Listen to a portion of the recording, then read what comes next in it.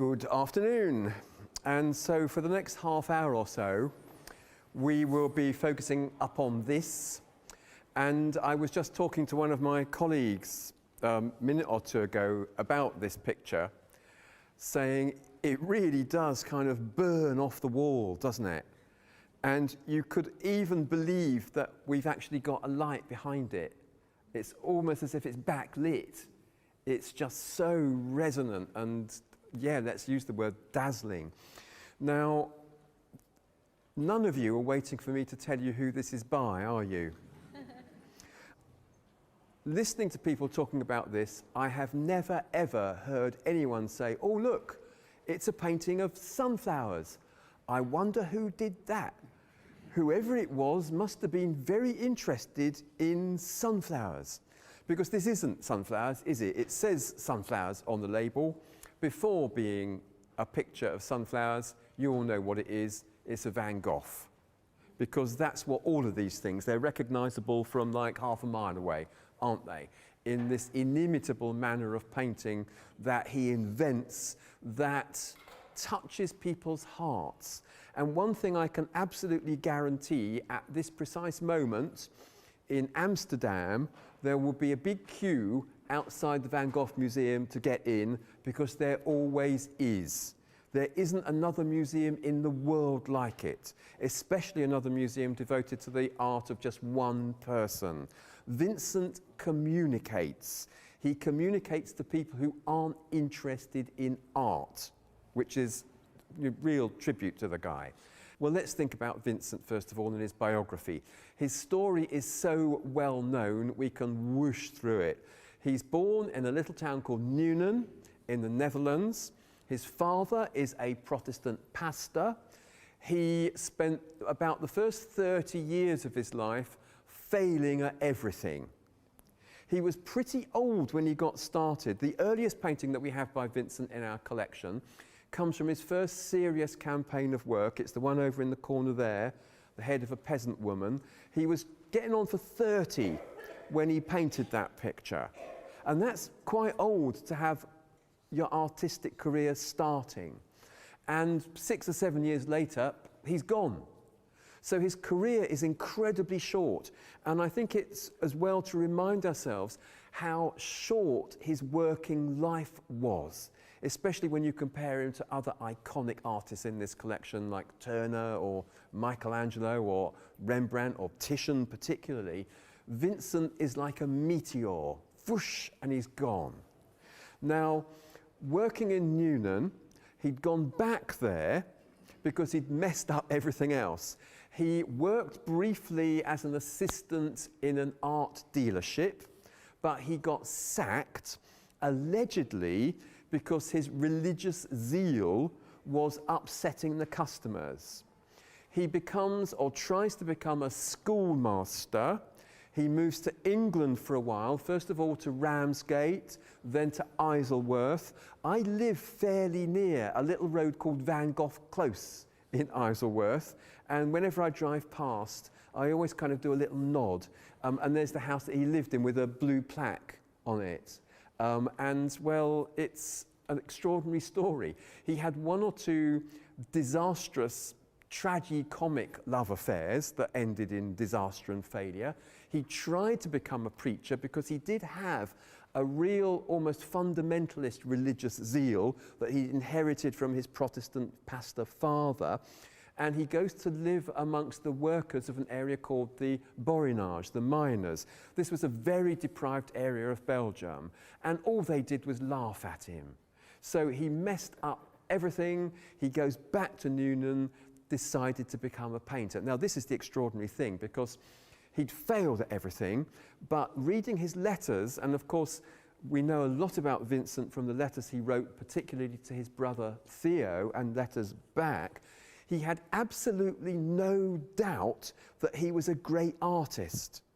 And his early works met with bafflement and derision, but it didn't flummox him at all. He was just completely focused. If they didn't get it, they didn't get it. He knew what he was on about.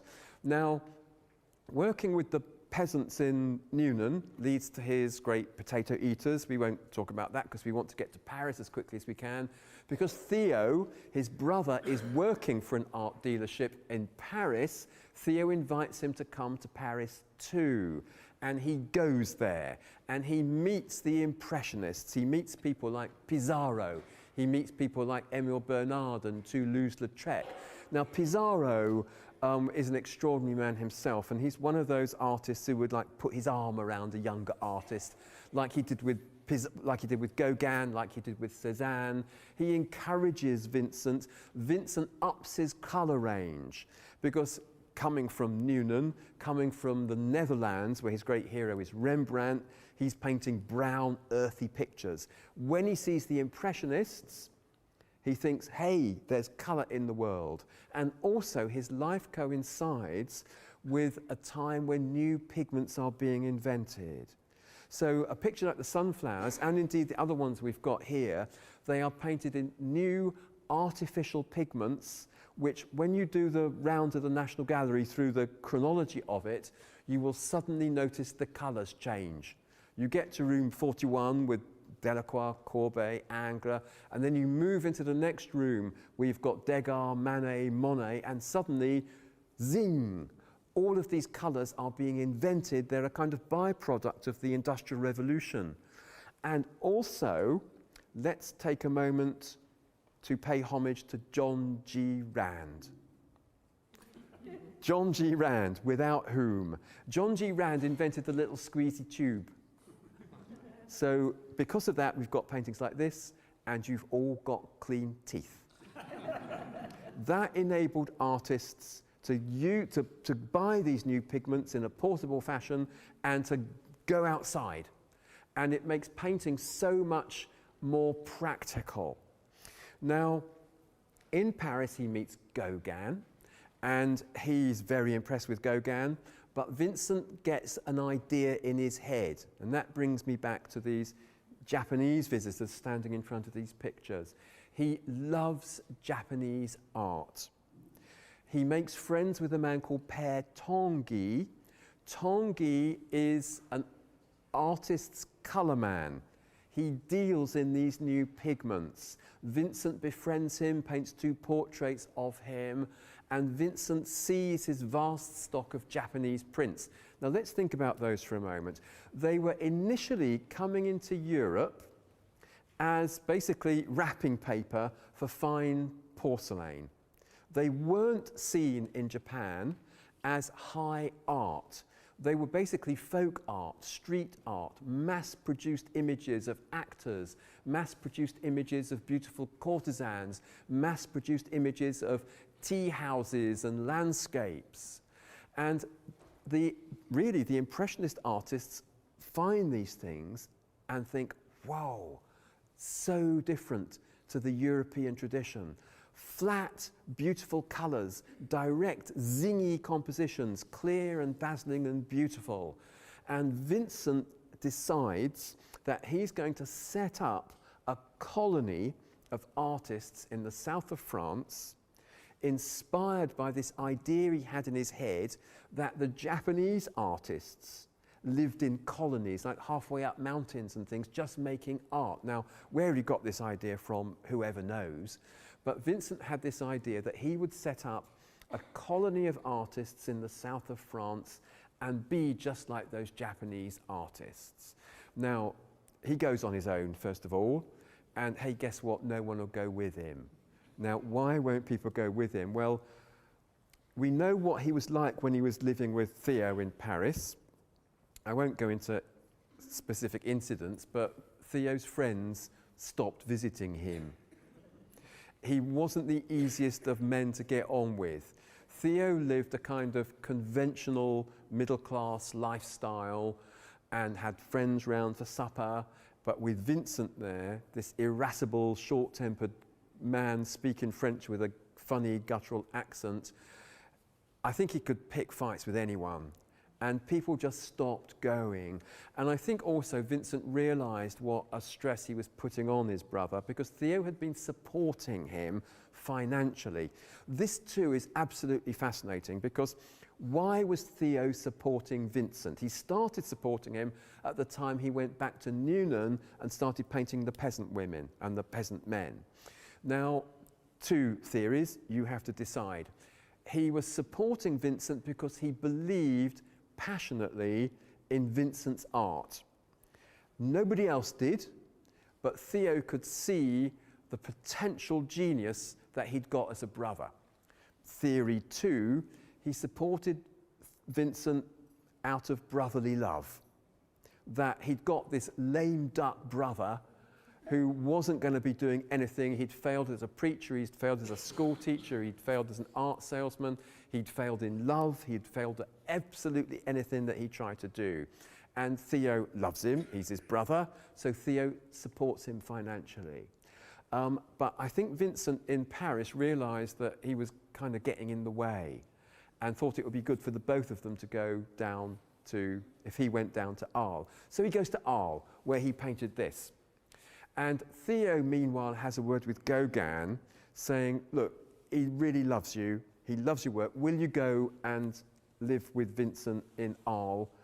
And Gauguin realises he owes a debt of gratitude to Theo because Theo's been selling his works as well and giving him a little bit of support. And Gauguin in the end cracks. He said, okay, I'll go. I love Vincent's work. I think Gauguin possibly felt, oh, might not work. How sensible is that? But anyway, Vincent gets terribly excited at news that Gauguin's going. And what does he do? He buys up as much yellow paint as he can and paints this and 4 other pictures of the same subject. There are actually 7 of these that he makes. 3 of them are copies. When I say copies, they are copies by Vincent of his own work. And his original plan was to make these sunflowers paintings as a decoration for Gauguin's room when he comes to Arles.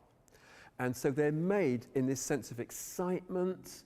They're made with this idea that, hey, Gauguin's going to come and we're 2 artists and other artists will come and join us and we'll live this fantastic life just making pictures. Now, when Gauguin arrives, of course, it all goes wrong. And it culminates in the off with the ear story that everyone knows so well. But let's just rewind before that, shall we? Gauguin paints pictures like this. Gauguin hasn't yet gone, but Gauguin to the South Seas, to Tahiti and the Marquesas Islands, where he finishes up. But Gauguin paints from the imagination. Gauguin doesn't need to go and sit in a field and look at everything and copy what he's seeing. Gauguin can sit in his studio, shut his eyes, and conjure up these things. And the 2 artists, it's a different way of working because Vincent always needed something in front of him, there, which is why he goes out into the landscape. I mean, these pictures here were done outside. He would pack his easel on his back. This is when he was in the asylum, the famous story, which we'll come on to in a minute. But he would go outside and work in the open air. Gauguin tried to get Vincent to work from his imagination. And with Gauguin being a very dominant, powerful personality, Vincent tries to do this, but he can't. He needs things in front of him. So when he's painting the sunflowers, he's actually got a pot in front of him and the flowers. Let's have a look at it, shall we? Looking at it yesterday, the thing that struck me that it really hadn't really struck me before is the spikiness of it.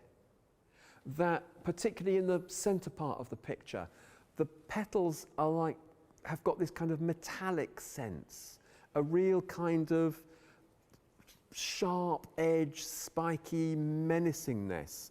Now, I'm saying that, of course, with hindsight because we know what happened to this artist. And it's pretty much impossible for any of us to look at this picture without thinking of the story behind it. Now, I don't believe for a minute it's the story behind Vincent's life that makes him such a successful and popular and much loved artist today. But the story doesn't get in the way. It helps, in a sense, us engage with the pictures and as it were, meet the personality who made the picture. But I think what people don't notice about the picture, and I never noticed this until I've known the picture for quite a few years, that most of the sunflowers here are dead. That these are the seed heads, the dry, prickly seed heads that the petals have fallen off. And you'll see this one here's got just one petal left on it. Now, by the time Vincent was working in Arles, his religious faith hadn't lessened, but it had changed. And he was no longer focused on the Protestant Christianity. He was much more focused on a kind of universal religion and almost kind of nature worship somehow. Yellow is his favourite colour because it's the colour of life. It's the colour of sun. And it has a kind of symbolic value that I think we can say works in two ways. First of all, colour, we register colour because of cultural preconceptions. Red equals danger, stop. Green means go. Yellow means happiness. Blue means, oh, I'm sad.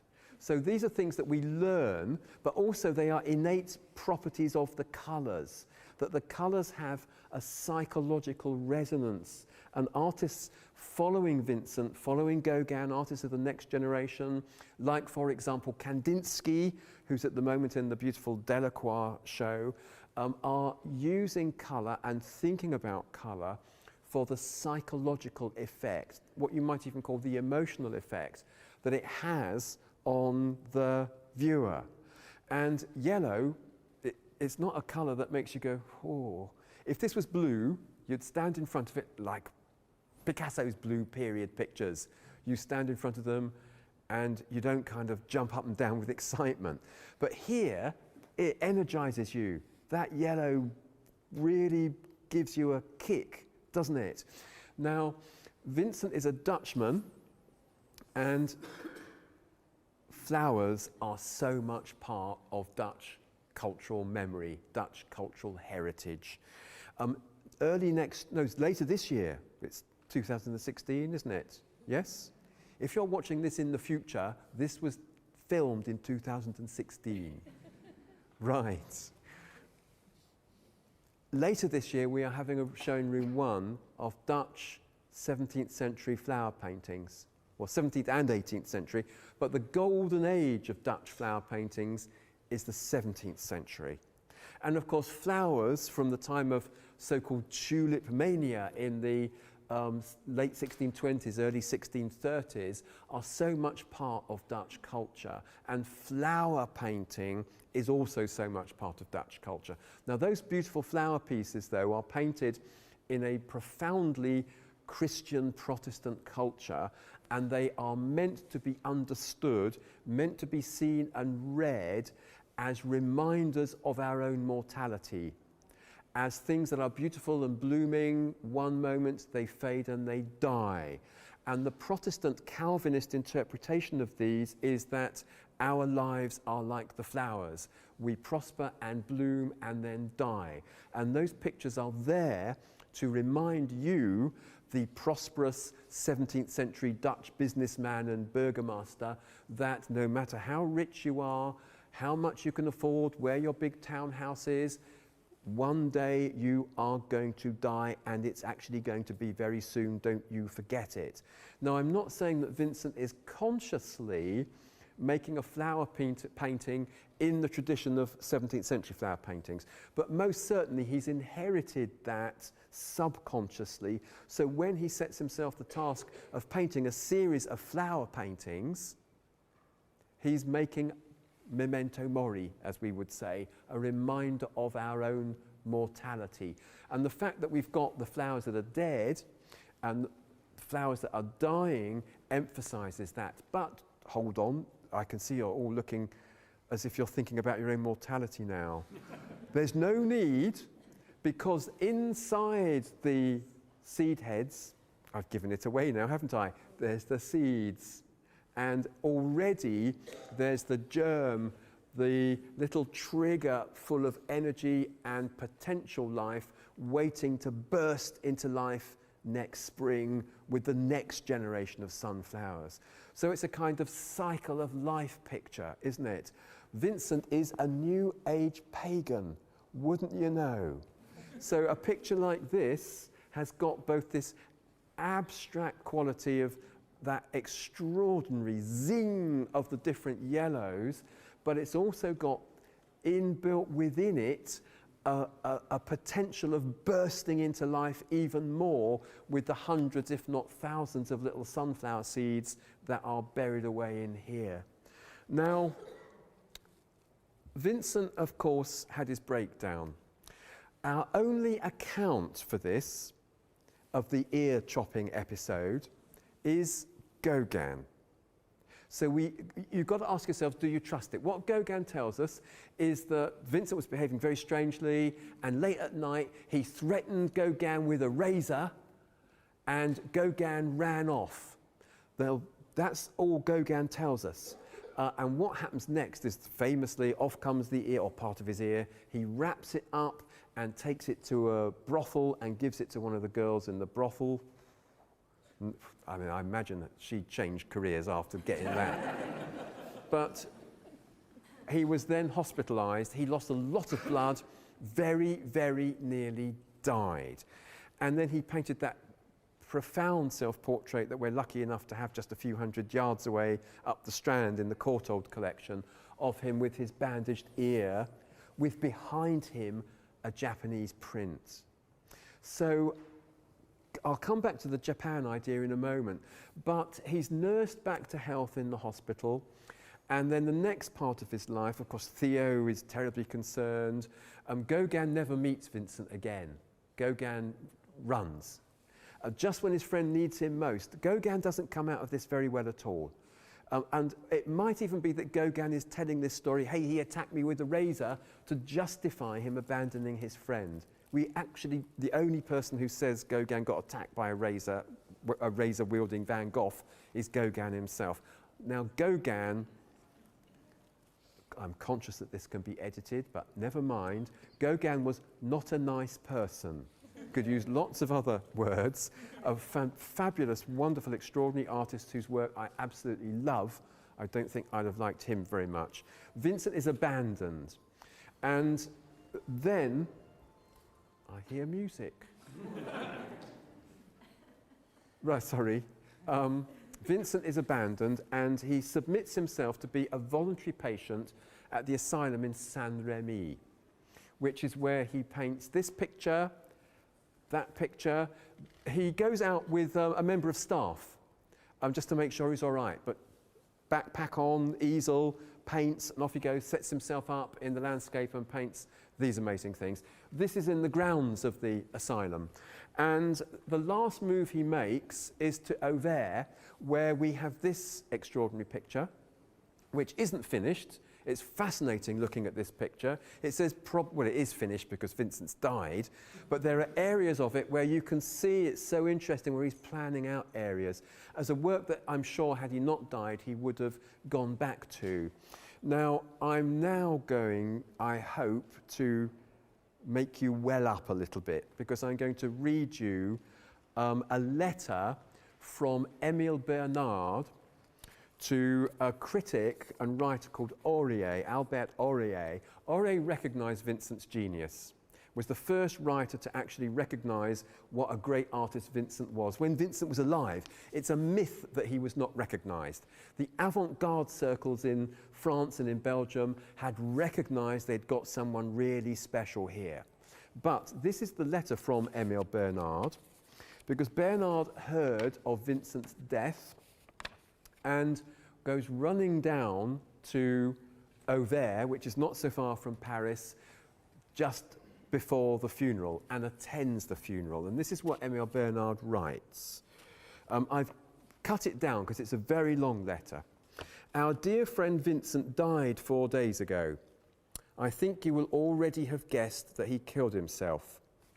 He went into the fields near Auvers, placed his easel against a haystack, then shot himself with a revolver. On the walls of the room where the body lay, All his last canvases were nailed. And in fact, it seems that Emil Bernard and Theo did put all the pictures around the coffin. And the first great Van Gogh exhibition, it had Vincent in the middle of it and all the late canvases, forming something like a halo around him and making his death, through the brilliance and genius that shone from the paintings, even more deplorable. On the coffin were masses of flowers, sunflowers, yellow flowers which he loved so much, a symbol of that light of which he dreamt in hearts as well as in paintings. Near him also his easel, his folding stool and his brushes were placed on the floor by the coffin. Now, that's installation art, isn't it? What, I mean, you can imagine it, can't you? The dead artist, his brushes, his stool, his paint box, and then the pictures that he's just been making the last few days around it. You can only imagine it, but wow, it must have been a sight, mustn't it? Now then, the last bit, Dr. Gachet. Now, Dr. Gachet was someone who was nursing him in Auvers, who was an amateur artist himself. We know the whole lot of the people that were at the funeral that came to pay tribute to him. Dr. Gachet tried to say a few words, but he wept too much and could only stammer a confused farewell. And then we went back. Theo van Gogh was completely broken by his grief. And I think that's absolutely true, because it wasn't long afterwards that Theo died as well, and the two of them are buried together in Auvers. Now, that's a wonderful scene, the coffin with the sunflowers on.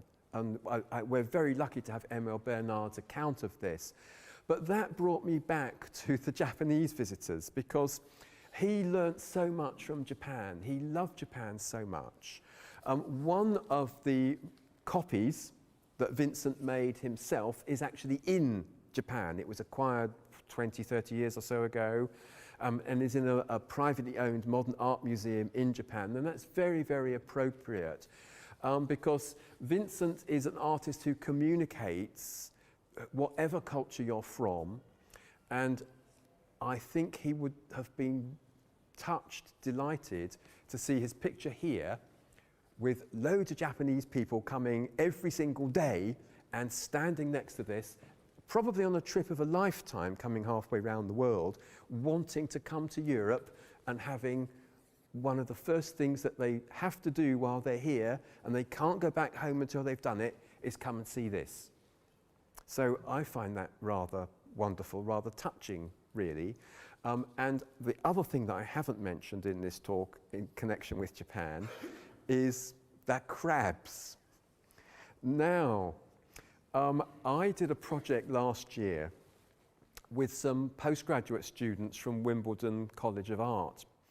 And after their project, I went back to the college to see their work. And it was a master's degree, and the students were set the task of choosing a painting to make what we call a transcription of. And this Japanese student had chosen that, because she said, crabs are so much part of our culture. And I said, well, show me your work then, will you? And she said, well, it's in here. It's down on the floor. And what it consisted of was a big sheet of green paper and 2 crabs walking about. And she said, well, I thought Vincent had done it all. I couldn't do anything more to it. And I said, well, what are you going to do with them? And she looked at me as if I was a complete idiot and just went, eat them. And I just thought, Vincent, bless you for doing that picture of crabs. And he did the picture of crabs because, again, Japanese woodblock prints, it's a subject. Artists like Hokusai, Hiroshige have done images of crabs. And so that's where that is coming from. And Vincent, no, let's get this right. Japan affects Vincent. Vincent repays the compliment. Thank you.